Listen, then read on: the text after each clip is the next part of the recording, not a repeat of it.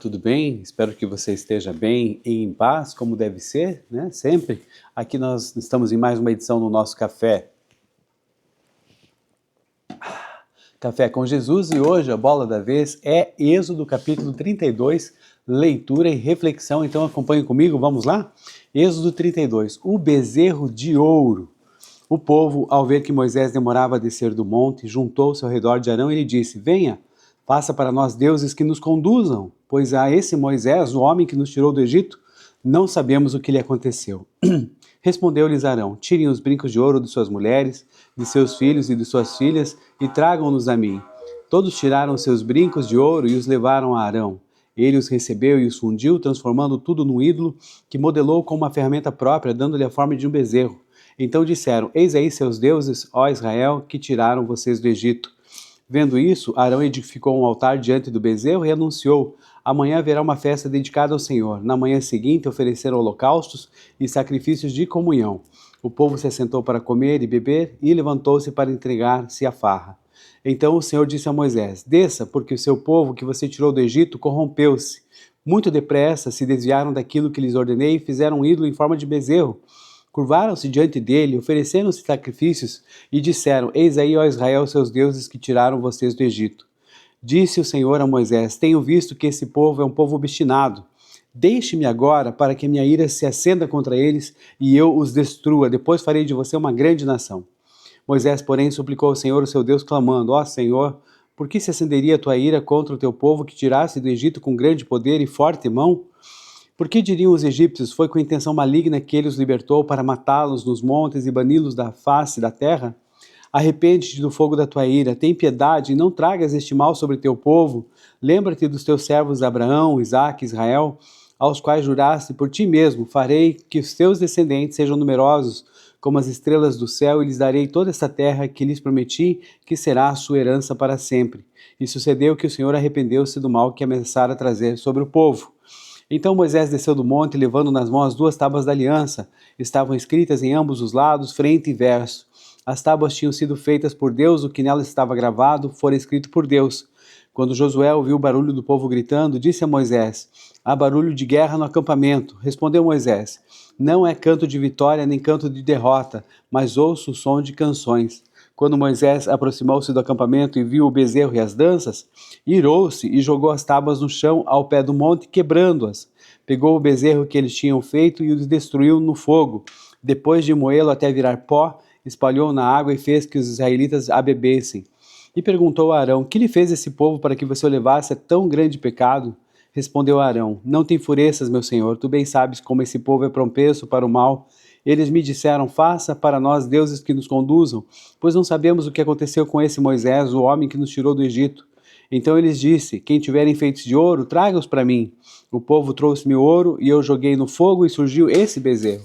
Moisés viu que o povo estava desenfreado e que Arão o tinha deixado fora de controle, tendo se tornado objeto de riso para os seus inimigos. Então ficou em pé à entrada do acampamento e disse: Quem é pelo Senhor, junte-se a mim. Todos os levitas se juntaram a ele. Declarou-lhes também: Assim diz o Senhor, o Deus de Israel: Pegue cada um sua espada, percorra o acampamento de tenda em tenda e mate seu irmão, o seu amigo e seu vizinho. Fizeram os levitas conforme Deus ordenou, conforme Moisés ordenou, e naquele dia morreram cerca de 3.000 dentre o povo. Disse então Moisés: Hoje vocês se consagraram ao Senhor, pois nenhum de vocês poupou seu filho e seu irmão, de modo que o Senhor os abençoou neste dia.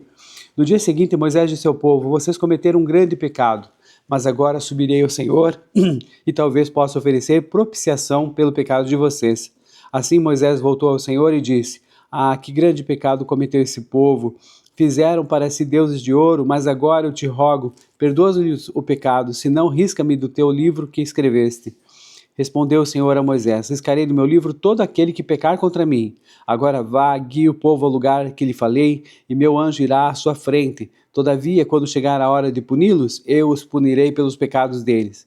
E o Senhor feriu o povo com uma praga, porque quiseram que Arão fizesse o bezerro. Senhor Deus, nosso Pai, muito obrigado pela leitura de Êxodo 32. Agora nos dá sabedoria e discernimento para a reflexão que iremos fazer a respeito, Senhor. Em nome de Jesus, oramos. Amém.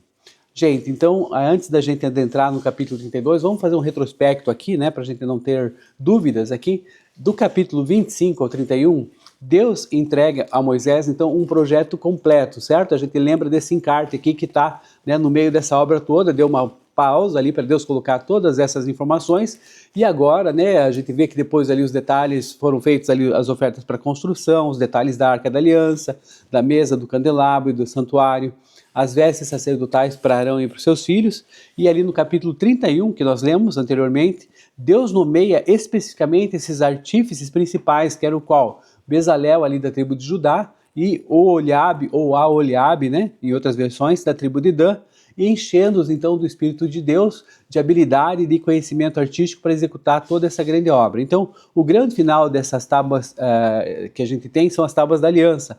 O capítulo 31, então, ele termina dizendo que quando Deus acabou de falar com Moisés no Monte Sinai, deu-lhes as 2 tábuas do testemunho, tábuas de pedra, que foram escritas pelo dedo de Deus, Êxodo 31, versículo 18. Ou seja, aqui a gente vai ver que Moisés recebe esse manual teórico e logo em seguida o documento oficial da aliança, que são as tábuas. Só então é que a cena se desloca agora para o acampamento. E enquanto lá em cima Deus estava entregando então as instruções mais sagradas e detalhadas sobre a adoração e a habitação dele no meio do povo, a situação ali no pé do monte caminha, né, para uma situação difícil e já tinha saído completamente do controle. E aí que começa o capítulo 32, que é isso que nós vamos falar, e ele relata então um dos momentos mais críticos aqui da história do povo de Israel no deserto, o que a gente chama de apostasia, ou seja, o abandono da fé, a apostasia do povo com o bezerro de ouro no Monte Sinai, abandonando então a fé do Senhor, a intercessão depois de Moisés perante a ira de Deus e as consequências severas desse pecado para a comunidade. Então é isso que a gente vai ver aqui, vamos dividir isso em blocos, 5 blocos, para a gente poder aí caminhar de uma forma mais objetiva, né? E a gente tem aqui no primeiro bloco os versículos 1 até 6, a gente tem então a questão da demanda e a confecção do ídolo, a impaciência do povo ali com a espera de Moisés, né? E como Moisés demorava então a descer ali, o povo se reuniu ao redor de Arão, uma certa pressão, imagino, né? E exigiu ali: faça-nos deuses que nos conduzam, pois é esse Moisés, o homem que nos tirou do Egito, não sabemos o que lhe aconteceu. Versículo 1.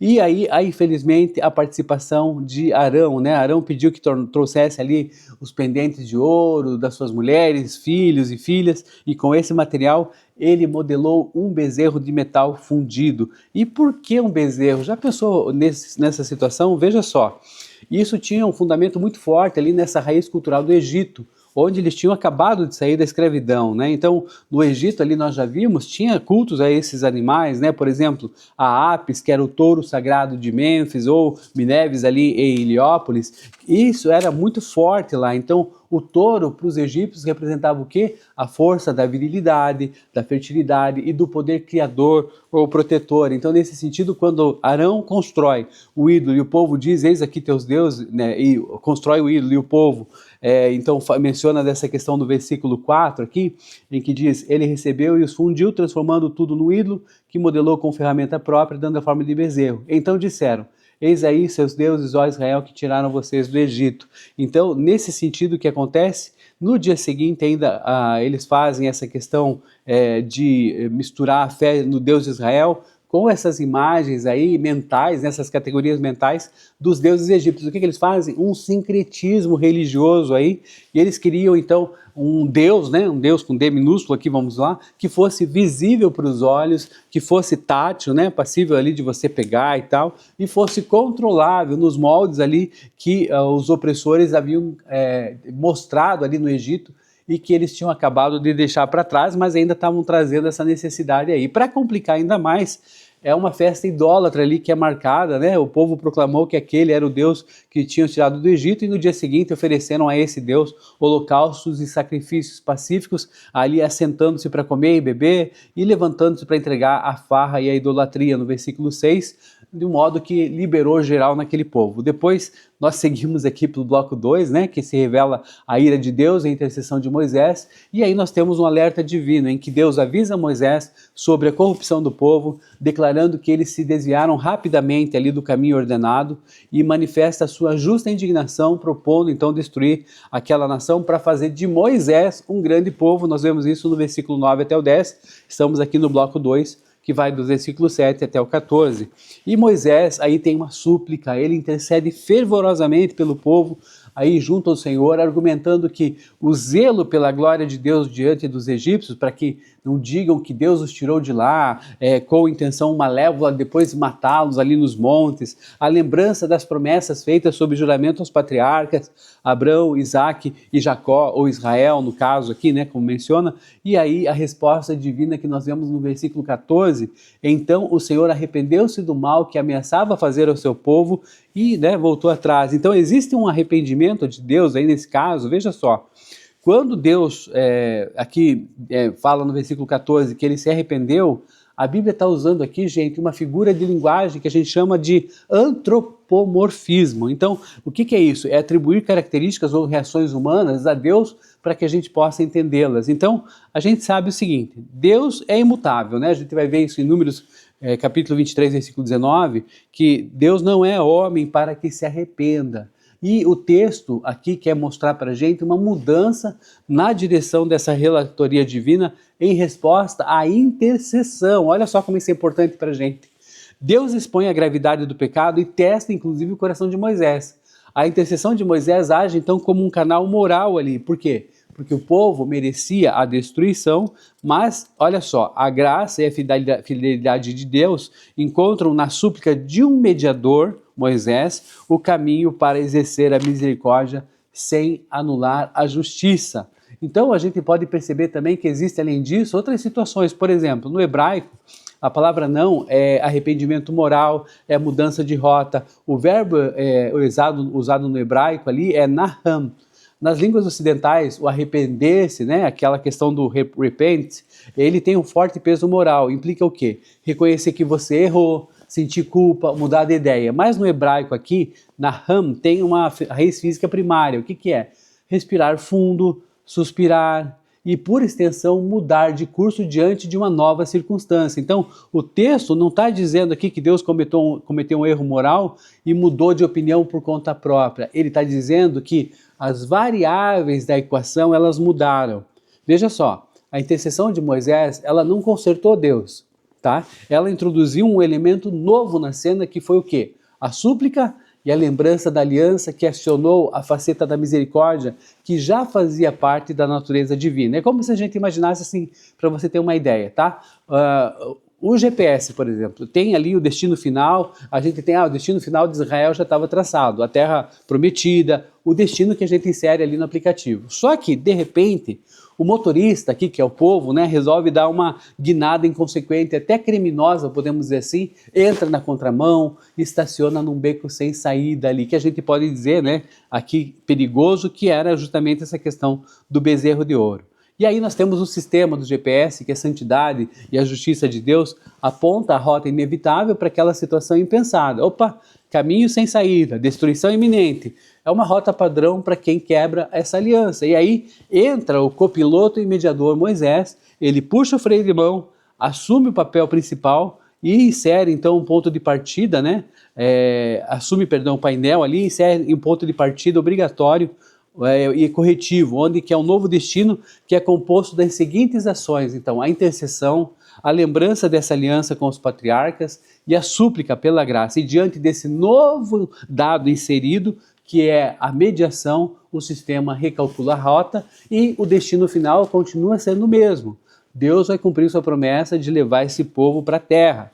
Mas a forma de chegar lá vai mudar drasticamente, porque em vez de apagar todo mundo e começar do zero ali com uma nova geração, o GPS celestial, digamos assim, né, ele recalcula a rota, passando pelo juízo severo que a gente está vendo, né, aqui dos levitas e da praga, mas desviando da extinção total. Então, o GPS, ele não mudou de ideia ali sobre o destino final, mas se tornou ali, digamos assim, uma reação em tempo real a uma variação nova que foi introduzida ali no percurso, perdão. Então, nesse sentido, a gente pode entender também que a oração genuína, aqui voltando para essa questão teológica, né? A oração genuína, ela muda a história. Então, nesse sentido, Deus soberanamente, lembramos disso, escolheu limitar a sua ação ao livre-arbítrio e às petições dos seres humanos. Se a história estivesse totalmente engessada ali, né, por um decreto imutável, imune para as nossas ações, digamos assim, a intercessão de Moisés ela até seria sem sentido nesse caso.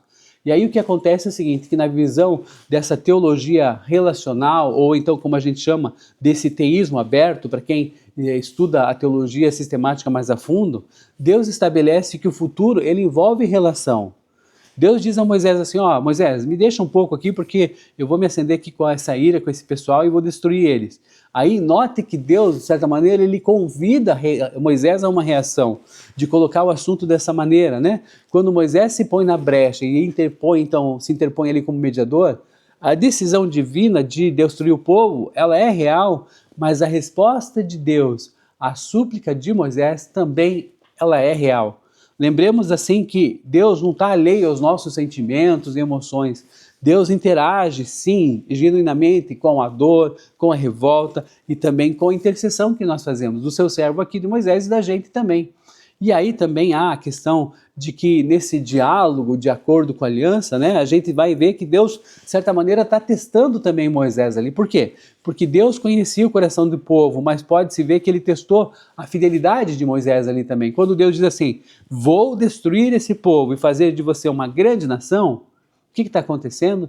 Deus está oferecendo a Moisés exatamente o que ele ofereceu a quem? A Abraão, recomeçar ali uma linhagem do zero. É uma proposta, o quê? De promoção para Moisés. E Moisés, será que Moisés não ia querer isso? Olha, Moisés poderia ter o seu ego ali potenciado e pensado, inclusive, puxa, que ótimo, então eu vou me livrar dessa gentalha rebelde e agora eu serei o patriarca da nova nação. Puxa, que legal, né? Só que é o seguinte, a grandeza de Moisés ali é que ele recusa essa promoção pessoal. Em favor do povo, né, ele vai mostrar o seguinte, ele coloca na cara de Deus de uma forma respeitosa, mas firme, que a reputação do próprio Deus perante os egípcios e a promessa que ele fez a Abraão. Então, o ato de Deus aqui diante da intercessão de Moisés é justamente assim, que Moisés, de certa maneira, estava correto com base na própria aliança. Então, Deus responde a esse mérito da intercessão e a fidelidade da aliança, mostrando que o seu compromisso com a palavra dada é maior do que aquela vontade momentânea de destruir os rebeldes. Ou seja, não foi um capricho divino, gente, foi o funcionamento pacífico, aqui prático, de como a aliança e a intercessão operam na dinâmica entre o céu e a terra, nessas questões de intercessão. Então, para você saber, nesse sentido, que interessante essa colocação agora nesse segundo bloco. E já partindo então para o terceiro bloco, dos versículos 15 até o 20, a gente tem aqui que Moisés desce acompanhado de Josué do monte, trazendo as tábuas da aliança, e aí eles ouvem o som de instrumentos, Moisés vê o bezerro e as danças, e aí, movido de grande ira, joga no chão as tábuas da aliança, quebrando-as ao pé do monte, simbolizando que a aliança já havia sido quebrada há muito tempo ali pelo povo, né? E aí depois Moisés pega esse bezerro de ouro, queima no fogo, moe ele até virar pó, e aí jogam na água e faz os israelitas beberem. E aí, nesse sentido, nós temos aí, seguindo o bloco 4, que vai dos versículos 21 até o 29, aí nós temos a justificativa fraquíssima de Arão, né? Moisés questiona Arão aí, e o Arão tenta se esquivar da culpa, culpando a dureza do povo e também alegando que apenas jogou o ouro no fogo e saiu aquele bezerro no versículo 24. E aí vemos que o povo está desenfreado, exposto à zombaria dos inimigos. Moisés então posta-se à porta do acampamento e convoca, né, que esse pessoal estava ali zombando Moisés estava exposto, digamos assim, e aí Moisés convoca: quem é pelo Senhor, junte-se a mim.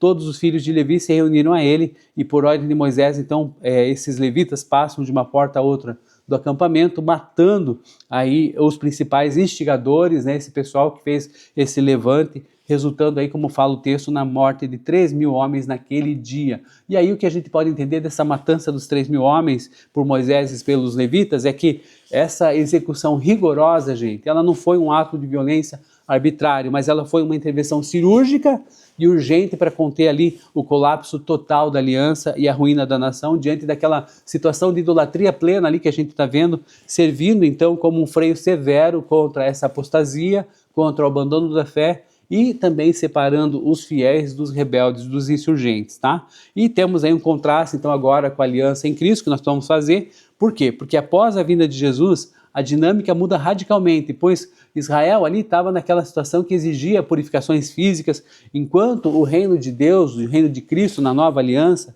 ele não se expande por espada física ou por execuções, mas pela cruz, pelo preço pago por Jesus na cruz, pelo Evangelho e também pela graça. Então, a nossa luta hoje, ela é contra forças espirituais, como nós sabemos, e é também expressada pela disciplina que Deus deseja de nós, pela fidelidade e pela luta contra o pecado e pelo arrependimento também. E caminhando para o último bloco, aqui dos versículos 30 a 35, nós vemos o arrependimento e a súplica, em que no dia seguinte Moisés diz ao povo que eles cometeram um grande pecado, mas que subirá novamente ao Senhor para ver se de algum modo consegue ali a propiciação por sua culpa. Ele chega a pedir que Deus o risque do seu livro, e caso Deus não perdoe o povo. E aí Deus então responde que riscará do seu livro todo aquele que pecar contra ele, instruindo Moisés, então, a guiar o povo para o lugar prometido, né, com a garantia de que o anjo de Deus irá diante deles. Contudo, o Senhor envia uma praga sobre o povo como punição por terem incitado Arão a fazer o bezerro, ali no versículo 35.